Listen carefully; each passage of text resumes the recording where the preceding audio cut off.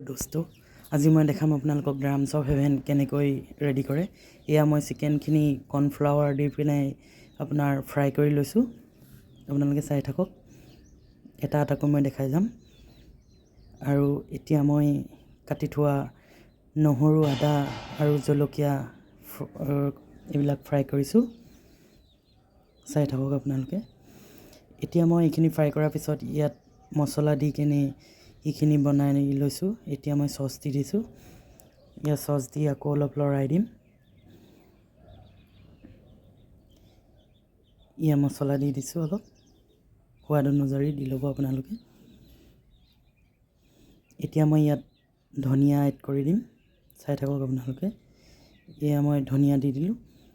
তাত মই চিকেনখিনি দি আকৌ লৰাবলৈ ল'লোঁ। এয়া লৰাই আছোঁ আৰু বেছি দেৰি নাই, আপোনালোকে খাব পৰা হৈ যাব।